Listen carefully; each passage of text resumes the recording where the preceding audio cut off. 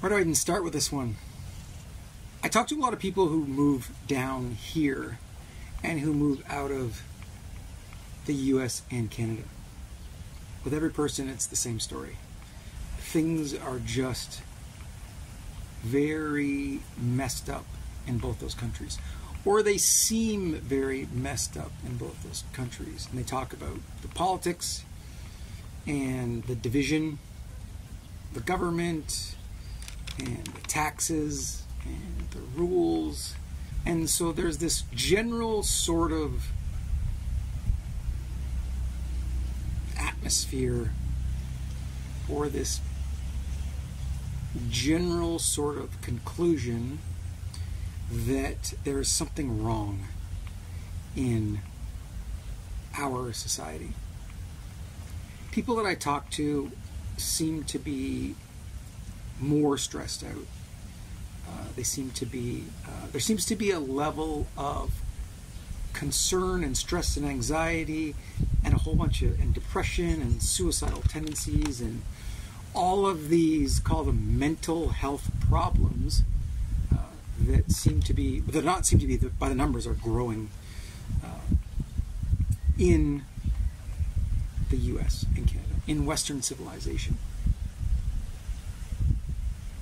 And so I'm here to tell you that it's not your fault.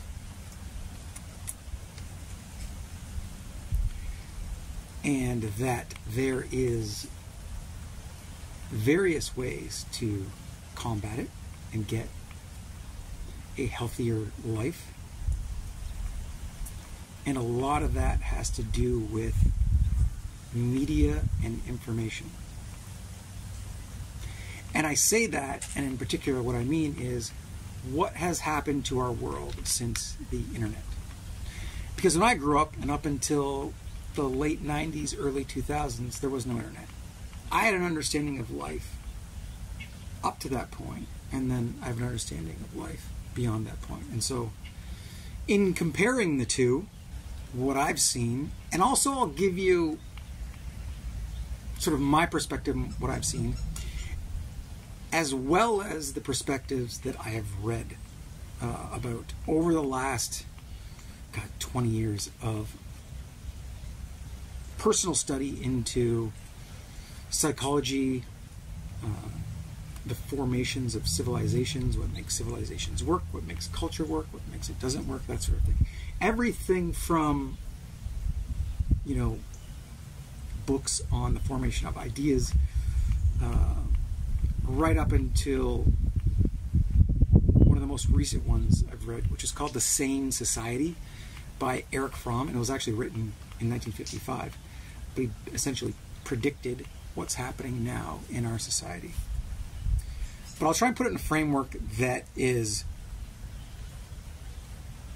relevant in order to get to the point. And so I think that some people might say that there are more problems in society today than there were in the past. If you know a bit about history, then you would say that that's not true at all. In fact, there has been problems for all of human history. And I mean problems. There's been existential crises. There's been world wars. There's been the threat of nuclear annihilation.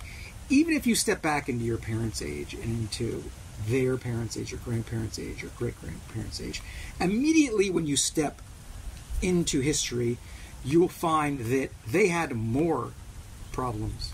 They had more issues. We are a relatively rich, comfortable society, and yet we have growing mental illness. And I say that because you might say to yourself, oh, well, they had it easier in the 80s when there was, well, the threat from Russia of nuclear annihilation of the whole planet. And you might say, oh, it was easier to get a house then. Well, I remember in 1982, and my dad was a real estate agent, the interest rates were 23% to buy a house. So those interest rates bankrupted his real estate business. And they'd say, oh, well, it was easier in the 70s. Well, the 70s was Vietnam, it was Kent State, It was the fact that people had to line up at gas stations to get gas because there was an oil crisis. And then you just keep going back, and you get the Korean War. You've got World War II. When you go further back, like my grandparents grew up in mud huts, and that's 2 generations away. So the amount of comfort and convenience that we have in our life right now would dispel the argument that things are crazier, more messed up than they are today. Once you see history, they had it pretty rough, and now we've got it pretty easy. But there does seem to be something wrong. There seems to be something amiss in our culture that is driving mental illness and making people more stressed than they were in previous decades. And the only thing really different from the current culture to the past cultures is the internet, and is the onset of information and entertainment all the times blaring through the computers and on our cell phones, constantly turned on and constantly feeding us information. And this is what I would say is the problem. And it's not just the problem that information and entertainment is at our fingertips. It's that we don't understand what's behind that information and that constant flow of media and entertainment. And really, what's behind it is a deep psychology to get you hooked. And that deep psychology is, I call that, it's car crash psychology, first of all, and then it's fear-mongering persuasion after that. Both of those things, I would suggest, are ruining our lives. And so let's start with car crash psychology. And I say car crash psychology because deep within the human psyche is our need for survival. So, and it's an animal instinct. We're always aware of our surrounding and what's going on because we need to be able to avoid being eaten, being killed, be whatever. So what that does is it makes us very, very wary of things in the environment, and it makes us pay attention to things that are abnormal, that could potentially be dangerous. And so I call it car crash mentality or psychology because when you drive by a car crash on the road, you always look. Everyone always slows down and looks. Why? Because, again, deep within our psyche, we're curious, we want to know, we see danger, we want to evaluate it, and it's a reactive, instantaneous instinct to do that. And so media companies, Facebook, Instagram, Google, anyone who advertises, they understand this implicitly because they employ the best psychologists in the world, and I know this from being in business and talking to digital marketing agencies for the last 20 years and understanding what Facebook does, what Google does, what everyone, YouTube, what everyone is aware of that is marketing to people online, is that we know that they're in an attention economy, and the way to get someone's attention is through a lowest common denominator car crash psychology or car crash marketing. Get their attention through some statement that piques the danger element, the excitement element, that like alert element in the human psyche that is subliminal, and people will click on it. And because companies get paid for clicks, and that's how they make money, then they employ this strategy through all of their media. And so essentially, we end up clicking through stuff and watching stuff and consuming information based on this subconscious need to be alert in the environment and see if something's going to kill us. And so the other component of that is that these companies, and it's capitalism to a certain extent. Capitalism is an amoral economic theory. And I say that not to insult capitalism, but I say that in order to show and to explain what it is.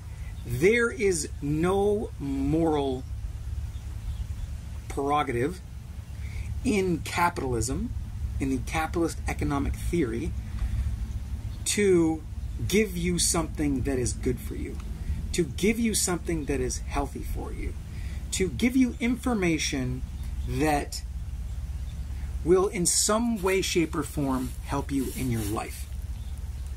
And not only that, but marketers and businesses don't care about you. They don't care about your life. They don't care about your health. They don't care about your wellness. They don't care about your mental health, because business is an amoral system. Capitalism is basically a person's right to open a company, to go to the free market, to be free to sell their wares and to make profit for themselves. That's it.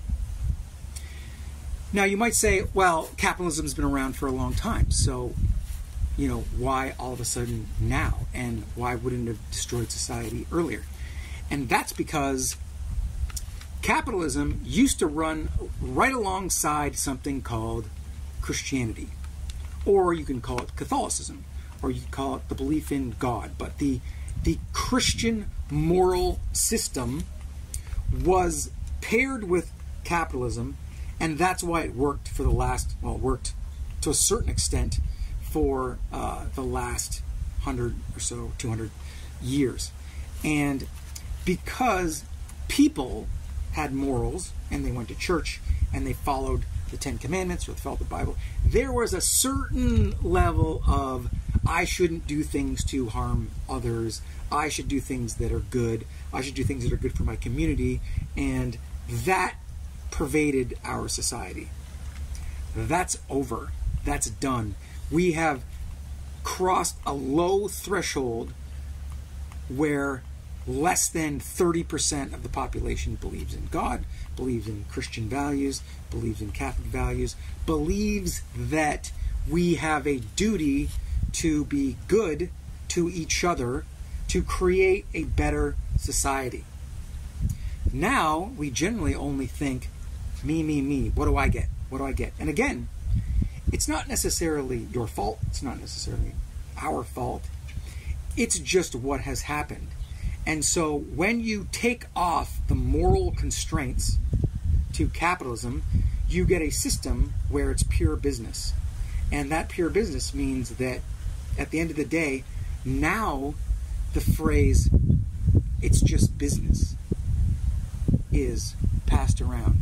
And what does that phrase actually mean? That phrase actually means, I don't care about you. I don't care about what happens to you. This is the nature of business. Either we make a deal that does value for me, and if we don't, it's just business. If something happens to you, it's just business. If I sell you something and you drink or eat or consume too much of it, that's your problem. I am just here selling a product. All of my moral responsibility ends there. So I can sell you anything I want, even if it's going to kill you. And there is a limit to my moral responsibility. And of course you have corporations which also limit the individual's responsibility. So you are getting we are getting a society where the individual is further and further away from, first of all, taking any moral responsibility, and second of all, being accountable for any kind of responsibility to what happens to people from consuming their products. And there is protections in place to protect those people and those companies so that they don't have to bear that responsibility if they're doing something wrong. And so back to information, the information that you're getting. All they care about is getting you to click on this thing. All they care about is getting your attention. And if that messes up your life and messes up your mental health, that's your problem. And I'm not saying that, you know, all these people have bad intentions for this. What I'm saying is they have no intentions in that category. They are free from caring about what they put out there, whether it harms someone or not. And of course there's levels of harm. But if you are using car crash psychology that is deeply subliminal and people do not understand that that's what's making them click, then you got to wonder if that is actually morally good for you and for society. And so I think what we're seeing is, because we have this moral, let's not call it moral degradation, let's call it the absence of morality into capitalism, which is an amoral economic system, then you get every man, woman, whatever, for themselves in order to make a profit without any concern for what happens to the greater society in trying to make that profit. And so when you are just trying to get clicks, then you're not thinking about the end results of how you could make people sick, mentally ill. And when you've got a system that offers people drugs for their mental illness and doesn't offer them actual, real solutions that they can do themselves without drugs, then you're getting into another part of the amoral system, and then they could be hooked on drugs or whatever it is, and then that just ruins their life. The other part of the overwhelming amount of information that we get today is that, you know, back in times before the internet, before television, and even during television, there are only 1, 2, or 3 channels. You got a certain amount of information by sitting in front of your TV and watching it, and then the rest of the time we went outside and we played around and we did stuff, and we hung out outside and we were in nature and we were doing stuff with our families, with our friends, that sort of thing. And so that's just gone now. There is very little community left. There is less time spent with the family. The cell phone and the internet has taken a giant chunk of our leisure time and has put us into this system where this is what our leisure time is spent on. And not only that, where it's consumed our leisure time and we spend less time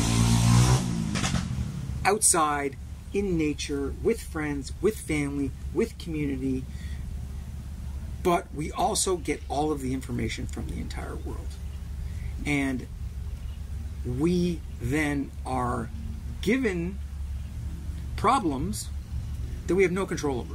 We're bombarded with every world problem you can think of all at once, and it's overwhelming our system, and we don't know how to deal with it because we think something like, oh, if you're not doing something about it, then you're complacent, or you're not being responsible, or you're whatever.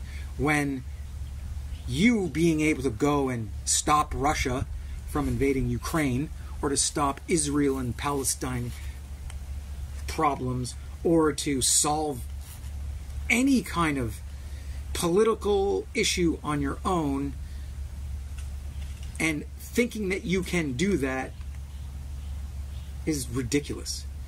You cannot solve all these problems. You can barely even solve your own problem of your own mental health. And you have people going around telling others that they need to step up and help solve these problems. No, they don't. And we can't. And if you can't control something, then why stress yourself out? Now, obviously, people are going to argue with me and say, oh, there's certain things that you can do. Sure. Great. Go and knock yourself dead trying to solve every single problem in the world and see what it gets you. What it gets you is unhappy. What it gets you is close to mental illness. And really what you want to do is you want to take care of yourself first, and you want to pick something that you feel like you can actually help. And where is that most likely to be the case? In your local community, helping real people in your families that are your friends, that live near you, have a better life like we used to do before there was an internet and we didn't have this giant influx of information from every corner of the world to destroy our happiness and make us think that somehow we as individuals are responsible for saving the world in every single possible case there is. That's called, what would I call that? Insane activist misery. So if you want to go down that road, have at it. Come back and tell me how that goes for you. Because for most of us, it just leads to endless misery and a terrible life. And I'm not here for that. I am here to be good to the people around me, to affect those that I can affect, and the stuff that I can't control, leave it alone because I can't do anything about it. So what are some key takeaways here? Because it's a big issue and it can be overwhelming. But let's break down in the simple parts. The first thing is get off technology and go into nature. Because the more that you're off technology and the more that you're in nature and you're with real people making real connections, the more that you are going to feel grounded and secure and good about yourself. And of course you got to pick the right people to hang around with. I mean, that goes without saying. But you're going to feel better about your life. That's number one. Number two is be aware when you are online, when you are on your phone, if the app that you're on or whatever you're scrolling through is using car crash psychology to get you to click. And 100% of the time they are. The question becomes, is this information that you are consuming going to help you in life in any way, shape, or form? Or is it going to drag you down a path where you have more anxiety, you have more fear, you're more overwhelmed, you feel more like you're out of control and you can't do anything about it? Or that the world is a more terrible place for having you watched what you just watched. So being self-aware and being able to tune or turn off that content is going to be key to your mental health. And the last one is, and if you've watched any of my other videos, I say this a lot, it is know your core values in life. Because if you know your core values, you will be more grounded and aware of what makes you happy and satisfied and feel good and gives you a sense of achievement and meaning and connection in your life. You will know specifically what that is, so that when you're given information like this, or if some of your friends or your community tries to inadvertently convince you of something that they've heard on the internet or that they think is the right thing to do, and if you don't do it, you're somehow bad, you're gonna know if they're full of shit or not. If they are merely just repeating car crash psychology and fear-mongering and trying to get you to buy into their fears and their neuroses so that they feel better about it and they have someone on their misery team to be part of their group. Because there also is the saying that misery loves company. And that's pretty obvious in these times. So that last one is key, because the more grounded and solid you are in your own ideas, your own morals, your own virtues, your own values, your own understanding of the world and what makes you feel good and what you know is good for your health and your vitality, the more you are going to be able to combat the glut of information that is trying to trigger and trying to convince you at a subliminal level to click, be part of, and get in line with a life of misery. Hope that helps. Till next time.